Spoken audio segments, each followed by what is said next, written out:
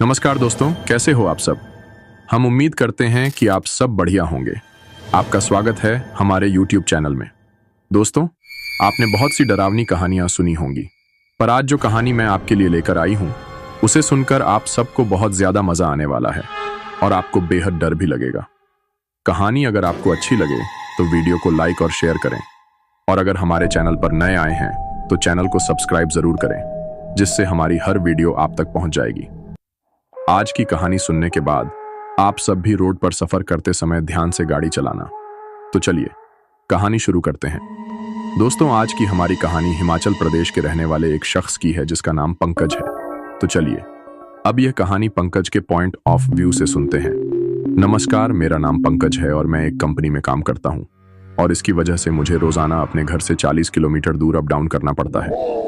शुरू में तो मैं बस से ही आया जाया करता था, लेकिन कुछ ही दिनों बाद मैंने एक कार ले ली थी, और कार लेने के बाद मैं उससे ही ऑफिस में आया जाया करता था। दरअसल ये घटना मेरे साथ एक दिन घर वापस समय घटी थी। उसके होने के बाद मैं कई दिनों तक बीमार पड़ गया था, और मुझे हर वक्त यह एहसास होता था कि जैसे वह मेरे अगल बगल में मेरे आसपास ही है, और वह जब चाहे मेरे ऊपर हमला कर सकती है। उस वक्त यह साइकोलॉजी मेरे दिमाग में बुरी तरीके से बैठ गई थी, और इस साइकोलॉजी से बाहर निकलने में मुझे काफी दिनों का वक्त लगा था।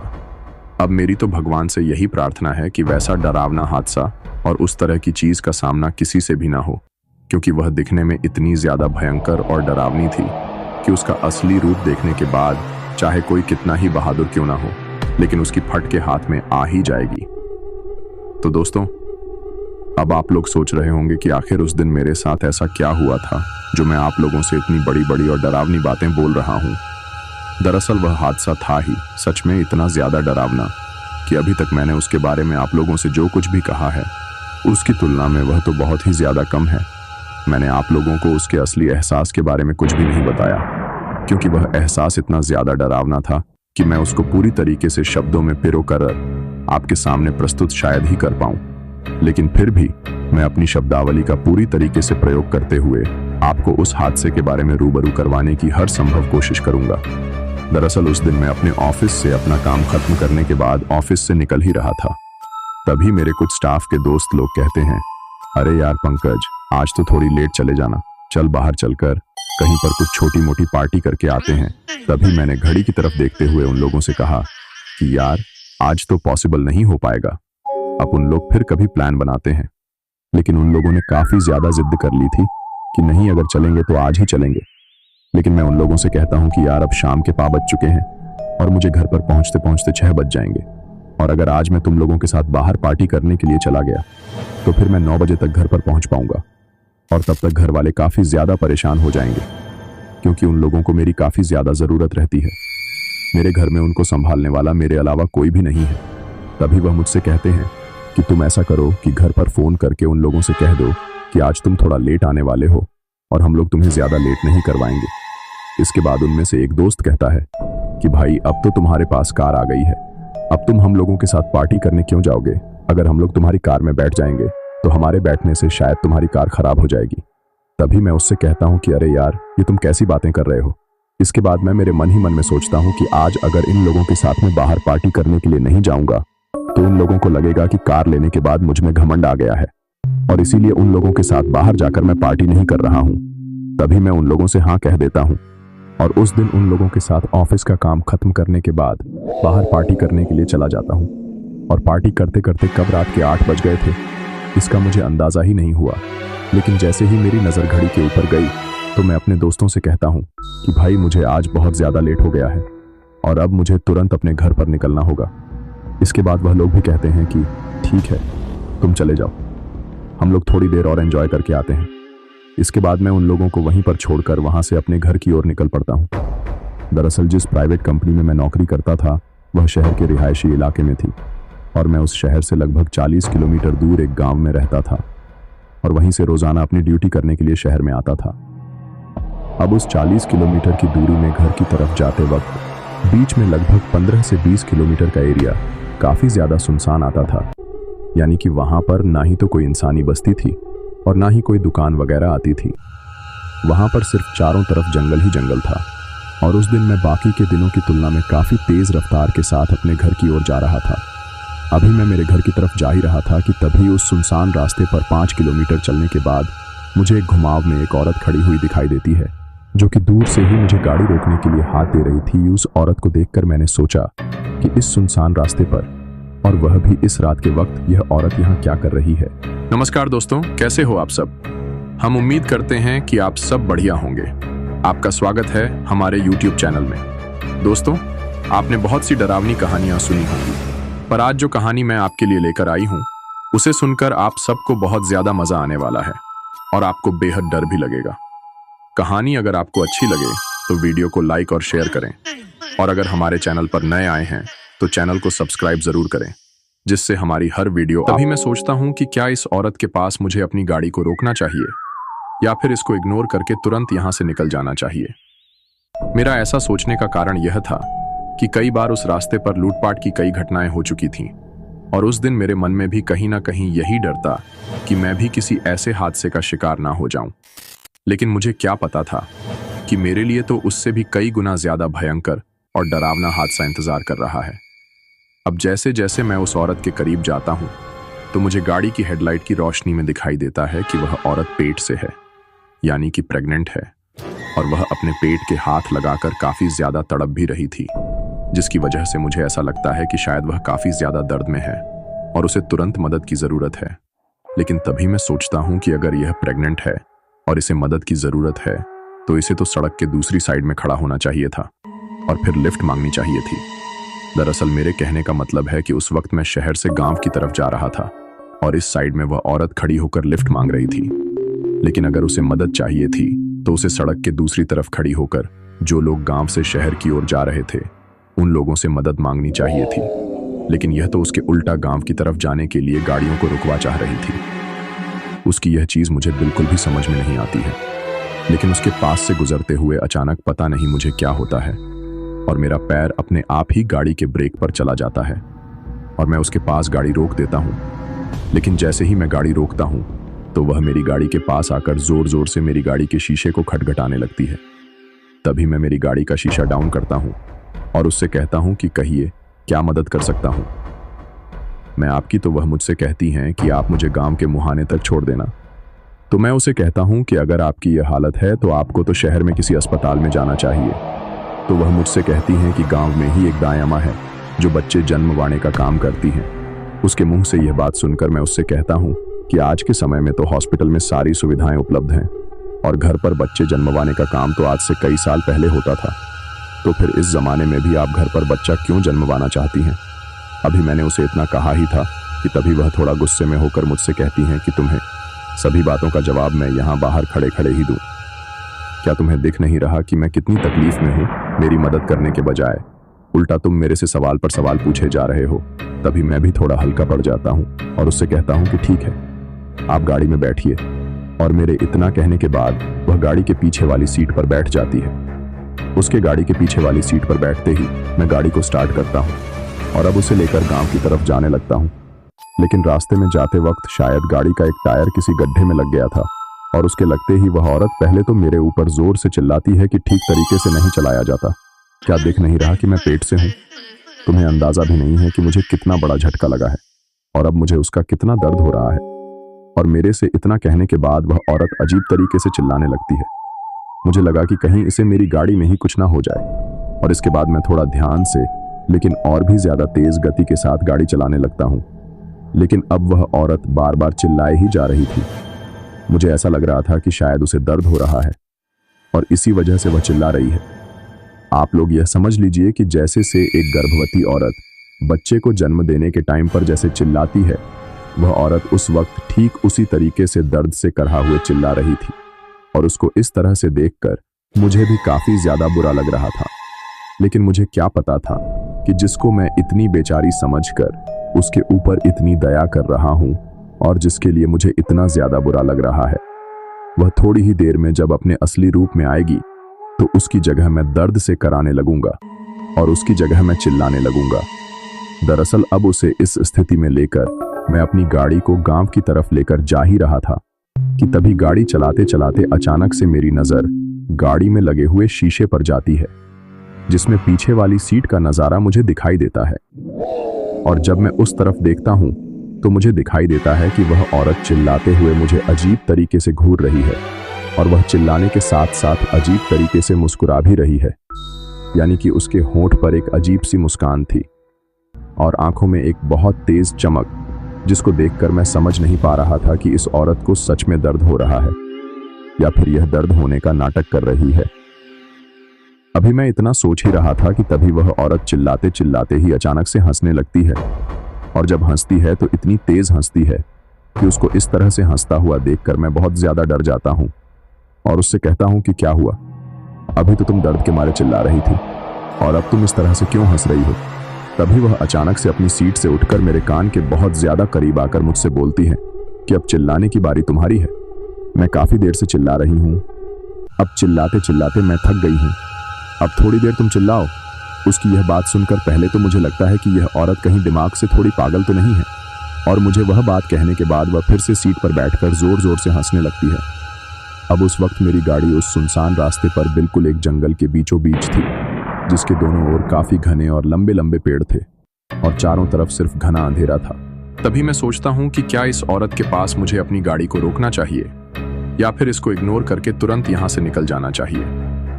मेरा ऐसा सोचने का कारण यह था कि कई बार उस रास्ते पर लूटपाट की कई घटनाएं हो चुकी थीं और उस दिन मेरे मन और उस घने अंधेरे में मेरी गाड़ी हेडलाइट की रोशनी के सहारे उस रास्ते को पार कर रही थी। लेकिन तभी अचानक से ही धीरे धीरे मेरी गाड़ी की स्पीड अपने आप ही कम होने लगती है। काफी ज्यादा एक्सीलेटर देने के बावजूद भी वह गाड़ी अपने आप ही धीमी रफ्तार में हो रही थी और कुछ ही देर बाद एक जगह पर जाकर वह गाड़ी रुक जाती है और उसे इस तरह से उस सुनसान रास्ते पर रुकता हुआ देखकर मैं काफी ज्यादा डर जाता हूँ और गाड़ी के रुकते ही वह औरत गाड़ी में बहुत तेज तेज उछलने लगती है और ताली बजाने लगती है। उस वक्त तक मैंने अपने मन में यह सोच लिया था कि यह औरत दिमाग से पागल है और अब मैं बार बार चाबी मारकर गाड़ी को स्टार्ट करने की कोशिश कर रहा था। अभी मैं कोशिश कर ही रहा था कि तभी भी अचानक से वह औरत बिल्कुल शांत हो जाती है और फिर अपने पेट पर हाथ फेरते हुए कहती है कि देख रहे हो बच्चा, आज मैं फिर से तुम्हारी मौत का बदला लेने वाली हूं। आज जिन लोगों की वजह से तुम इस दुनिया में नहीं आ पाए, उन सभी लोगों में से एक को खत्म करने वाली हूं। उस औरत के मुंह से वह बात सुनकर मैं काफी ज्यादा डर जाता हूं और डरते डरते मैं सामने की तरफ मुंह किए हुए ही उसे कहता हूं कि कौन हो तुम और किसको मारने की बात कर रही हो। तभी वह बहुत तेज आवाज में मुझसे कहती हैं कि मैं उन सभी लोगों को मार दूंगी जिन्होंने मेरे बच्चा को इस दुनिया में लाने में मेरा साथ नहीं दिया था। तुम भी उन्हीं लोगों में से एक हो और आज तुम्हें मारकर मुझे और मेरे बच्चा को काफी ज्यादा शांति मिलने वाली है। अब उस औरत ने जैसे ही मुझे यह बात बोली तो मैं तो थर थर कांपने लगता हूँ और डरते डरते जब मैं पीछे की तरफ मुंह करके उसकी तरफ देखता हूँ तो मैं बहुत ज्यादा चौंक जाता हूँ और उछलकर गाड़ी से बाहर निकलने की कोशिश करता हूँ।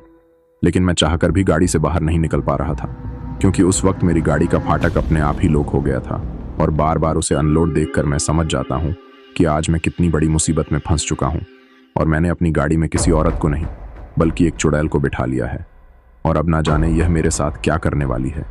क्योंकि जैसे ही मैंने उसकी तरफ देखा तो उसका चेहरा अब पूरी तरीके से बदल चुका था। उसकी दोनों आंखें काफी ज्यादा लाल हो चुकी थीं और उसके होंठ पूरी तरीके से सूख कर काले हो चुके थे। उसके सिर के बाल अब अलग ही तरीके से रंग बिरंगे हो चुके थे और उसने अपने शरीर पर जो साड़ी पहन रखी थी वह अब अपने आप ही जगह जगह से जल चुकी थी। इसके साथ ही उसके शरीर पर अब किसी बूढ़ी औरत की तरह हर जगह पर झुर्रियां ही झुर्रियां पड़ चुकी थीं। कुल मिलाकर उसका वह रूप उस रात के अंधेरे में बहुत ज्यादा डरावना लग रहा था और जब वह औरत हंस रही थी तो उसके मुंह की वह दुर्गंध पूरी गाड़ी में भर चुकी थी, जिसकी वजह से मुझे सांस लेने में भी काफी ज्यादा दिक्कत हो रही थी। और जब वह हंस रही थी तो उसके हंसते हंसते ही मेरी नजर उसके दांतों पर जाती है और जब मैं गौर से उसके मुंह के दांतों की तरफ देखता हूँ तो मुझे नजर आता है कि उसके साइड के 2 दांत काफी ज्यादा लंबे और नुकीले हैं और उनको देखकर मुझे ऐसा लगता है कि शायद इन्हीं दांतों से वह लोगों को अपना शिकार बनाती होगी। उस वक्त तक मैं इतना ज्यादा डर चुका था कि अब मैं कुछ भी कहने या बोलने की स्थिति में नहीं था।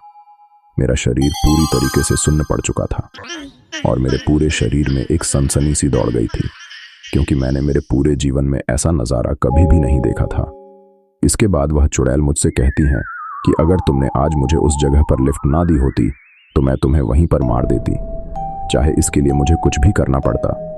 लेकिन तुमने मुझे लिफ्ट देकर अपनी जिंदगी की सांसों को थोड़ा और बढ़ा दिया था और तुम कुछ टाइम के लिए और जिंदा रह पाए हो। लेकिन अब तुम्हारी सांसों को बंद करने का समय आ गया है और अब तुम्हें मारकर मैं मेरे बच्चा को खुश करने वाली हूँ। तुम्हें पता है, जब कोई रात के वक्त मुझे लिफ्ट नहीं देता है तो मेरे बच्चा को बहुत ज़्यादा बुरा लगता है और वह बहुत ज़्यादा दुखी हो जाता है, और मैं मेरे बच्चा को इस तरह से दुखी नहीं देख सकती। जिस किसी की वजह से भी मेरा बच्चा दुखी होता है उसका तो मैं वो हाल करती हूँ कि वह सोच भी नहीं पाता है कि उसके साथ ये क्या हो रहा है। लेकिन तुमने तो मुझे लिफ्ट दे दी थी और इसी वजह से आज बच्चा काफ़ी ज़्यादा खुश है। इसलिए मैं तुम्हें बड़े ही आराम की मौत दूंगी, तुम्हें तड़पा तड़पा कर नहीं मारूंगी। अब तुम्हें तो खुश होना चाहिए, वरना आज तक जिन लोगों को भी मैंने तड़पा तड़पा कर मारा है उन लोगों की मरते वक्त रूह कांप गई थी और उन्हें अपने पैदा होने पर भी अफसोस हो रहा था। उन लोगों ने मेरे सामने काफ़ी ज़्यादा मिन्नतें की थी कि हमें छोड़ दो, लेकिन उन लोगों को इस तरीके से मेरे सामने गिड़गिड़ा हुआ देखकर मेरी रूह को जो सुकून मिला था उसके बारे में मैं तुम्हें बता भी नहीं सकती कि वह मेरे लिए कितना तना ज़्यादा आरामदायक था। उस चुड़ैल की वह बातें सुनकर मैं तो हक्का बक्का रह गया था, लेकिन जब वह मुझे वह सब बातें कह रही थी तब उसकी आवाज़ भी पूरी तरीके से बदल चुकी थी। और अब मैंने सोचा कि मुझे मेरे जीवन के अंतिम पलों में अपने घर वालों को याद कर लेना चाहिए, और अब मैं मन ही मन मेरे माता पिता और मेरी घरवाली को याद कर रहा था, और अब मेरी आंखों के सामने मेरी बच्ची का चेहरा घूम रहा था। तभी मैं मन ही मन भगवान से प्रार्थना करने लगूं कि हे भगवान, अभी मेरी बच्ची तो बहुत छोटी है, उसे अभी तक तो पिता का प्यार मिला ही नहीं है। अगर मैं आज ही मर जाऊंगा तो उसे वह पिता का प्यार कौन देगा जो हर एक पिता अपने बच्चों से करता है। इसीलिए मैं अपनी बेटी के बारे में सोचकर ही भगवान से प्रार्थना करने लगता हूँ कि हे भगवान, मेरी बच्ची तो अभी बहुत ज़्यादा छोटी है, वह तो अभी मुंह से बोल भी नहीं पाती है। और उस घने अंधेरे में मेरी गाड़ी हेडलाइट की रोशनी के सहारे उस रास्ते को पार कर रही थी, लेकिन तभी अचानक से ही धीरे धीरे मेरी गाड़ी की स्पीड अपने आप ही कम होने लगती है। काफ़ी ज़्यादा एक्सेलेरेटर देने के बावजूद भी वह गाड़ी अपने आप ही धीमी रफ्तार में हो रही थी, और कुछ ही देर बाद एक जगह पर जाकर वह गाड़ी रुक जाती है, और उसे इस तरह से उस सुनसान रास्ते पर रुकता हुआ देखकर मैं काफ़ी ज़्यादा डर जाता हूँ। और गाड़ी के रुकते ही वह औरत गाड़ी में बहुत तेज तेज उछलने लगती है। उसने आज तक मुझे कभी पापा कहकर भी नहीं पुकारा है। मैं कितने दिनों से तो इस चीज़ का इंतज़ार कर रहा था कि कब मैं अपनी बच्ची के मुंह से पापा वाली आवाज़ सुनूंगा, और आज तू इतनी जल्दी ही मुझे अपनी बच्ची से दूर कर रहा है। ऐसा मत करो भगवान, मुझे आज इस मुसीबत से किसी भी तरह से बचा लो। अभी मैं मन ही मन भगवान से यह प्रार्थना कर ही रहा था कि तभी एक तेज हॉर्न की आवाज़ के साथ मुझे एक बहुत बड़ा झटका लगता है, और वह झटका इतना ज़्यादा तेज था कि उसकी वजह से मेरी गाड़ी अपने आप ही थोड़ी दूर खिसक कर चली गई थी। लेकिन उस झटके के लगते ही वह चुड़ैल बहुत तेज गुस्से में हो जाती है, और वह बहुत तेज गुस्से में होकर कहती हैं कि मेरे सोते हुए बच्चा को किसने जगा दिया। तुम्हें तो मैं बाद में देखती हूँ, पहले जिसने यह किया है उसको देखती हूँ। और यह कहकर वह मेरी गाड़ी से उतर जाती है, और जब मैं पीछे वाले मिरर में देखता हूँ तो मुझे दिखाई देता है कि पीछे की तरफ एक ट्रक खड़ा है, और उसी ट्रक ने मेरी गाड़ी को टक्कर मारी थी।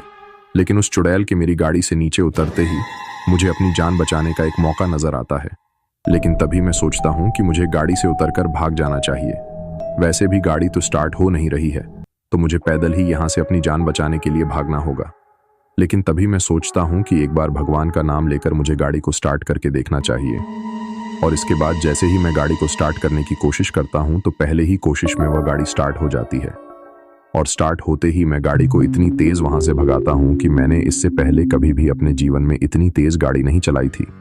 लेकिन जैसे ही मैं अपनी गाड़ी को वहां से भगाता हूं तो पीछे से उस चुड़ैल की एक बहुत तेज आवाज आती है, और शायद वह चिल्लाते हुए मेरी गाड़ी के थोड़ी दूर पीछे पीछे भी दौड़ती है। लेकिन उस वक्त मैंने बस गाड़ी को आगे भगाने पर ही अपना ध्यान लगाया, और इसके बाद जैसे ही मैं अपने घर पहुंचा तो मेरे पिताजी घर के बाहर ही बैठे थे, और तभी वह मेरी गाड़ी को पीछे से देखकर मुझे कहते हैं कि तुम ठीक तो हो ना, ये गाड़ी का क्या हाल हो गया है, क्या तुम्हारा कहीं पर कोई एक्सीडेंट हो गया था। तभी मैं हड़बड़ा हुए पिताजी से कहता हूँ कि आप जल्दी से अंदर चलिए, और उसके बाद मैं अपने घर वालों को अपने साथ शुरू से लेकर अंत तक हुई सारी घटना बताता हूँ। और उस घटना को सुनते ही मेरी माँ तुरंत ही मेरे ऊपर से मिर्ची वारती है और उसका झाड़ा देती है। दरअसल हमारे गांव में किसी भी बुरी चीज़ को इंसान से दूर करने के लिए उसके ऊपर से मिर्ची वार कर चूल्हे में जलाया जाता है। उसको मिर्ची का झाड़ा कहा जाता है। उस दिन मेरे साथ साथ मेरे सभी घर वाले काफ़ी ज़्यादा डर गए थे, और उसके दूसरे दिन से ही मेरी तबीयत काफ़ी ज़्यादा ख़राब रहने लगी थी और वह कई दिनों तक ऐसे ही ख़राब रही थी, जिसके बाद कई जगहों पर डॉक्टरी इलाज के साथ साथ मेरा वैसे भी इलाज करवाया गया था। इसी वजह से मुझे अपने ऑफिस से भी कई महीनों की छुट्टी लेनी पड़ी थी। लेकिन अंत में तो मेरे बॉस ने मुझे यह कह ही दिया था कि या तो नौकरी छोड़ दो या फिर काम पर आ जाओ। मैं इतने दिनों तक तुम्हें छुट्टी नहीं दे सकता। इसके बाद मजबूरी में मुझे फिर से अपनी कंपनी को ज्वाइन करना पड़ता है। लेकिन आज तक भी मुझे यह समझ नहीं आया कि वह ट्रक वाला कौन था जिसने उस दिन मेरी गाड़ी को पीछे से टक्कर मारी थी और जिसकी वजह से उस दिन मैं उस चुड़ैल के चंगुल से निकल पाया था। तो दोस्तों, ये थी हमारी आज की कहानी आपको कैसी लगी कृपया कमेंट बॉक्स में ज़रूर बताएं और अगर चैनल पर नए आए हैं तो चैनल को सब्सक्राइब ज़रूर करें। तो मिलते हैं किसी और किस्से के साथ। नमस्कार। उसने आज तक मुझे कभी पापा कहकर भी नहीं पुकारा है। मैं कितने दिनों से तो इस चीज़ का इंतज़ार कर रहा था कि कब मैं अपनी बच्ची के मुंह से पापा वाली आवाज़ सुनूंगा, और आज तू इतनी जल्दी ही मुझे अपनी बच्ची से दूर कर रहा है। ऐसा मत करो भगवान, मुझे आज इस मुसीबत से किसी भी तरह से बचा लो।